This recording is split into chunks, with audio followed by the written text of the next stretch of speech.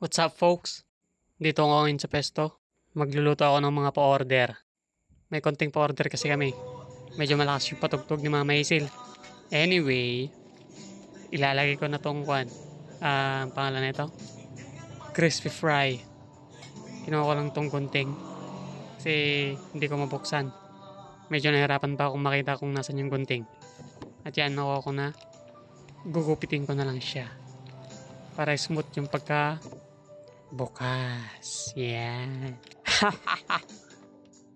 Isa lang ba to? Tsaka ako kinuha tong harina. Oops. Kulang pala. Kailangan bumili. Yun o. Bili tayong harina. Kay Kumari Nieves. Ted harina yaw? Pagatang man?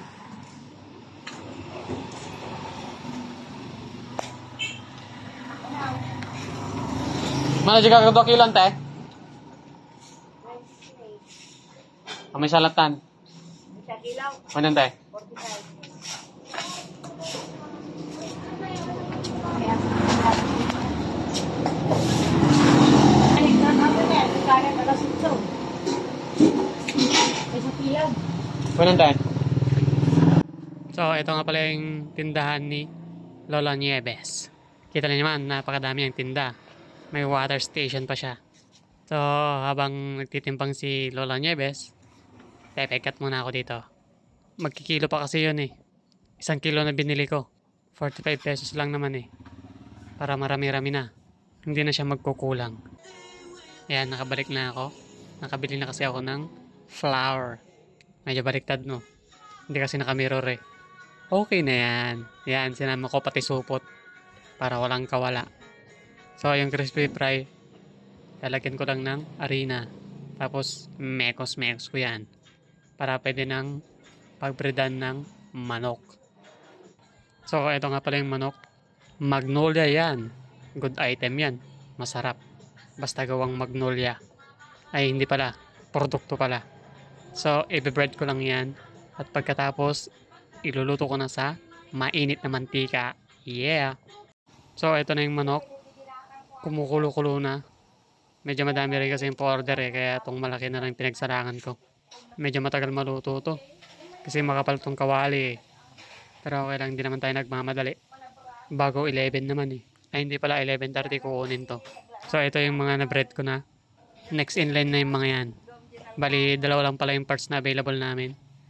Breast and legs lang. Wala nang ibang part. Wala nang part 1, part 2, part 3, ganun.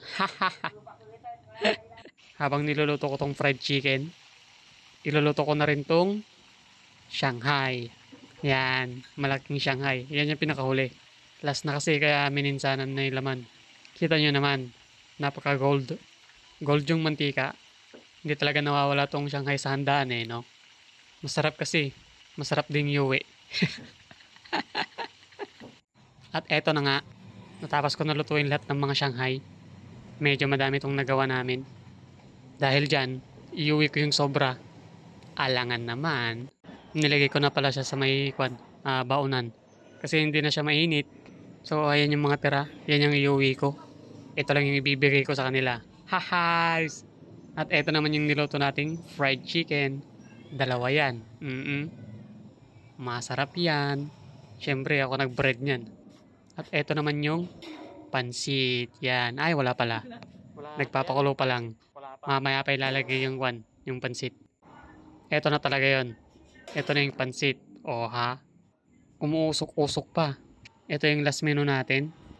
Pagkatapos nito, pwede na tayong sumibat. Pero lalagay muna natin yun sa may lalagyan.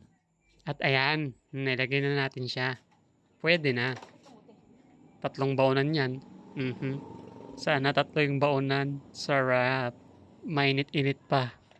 So ayan, tapos na tayo.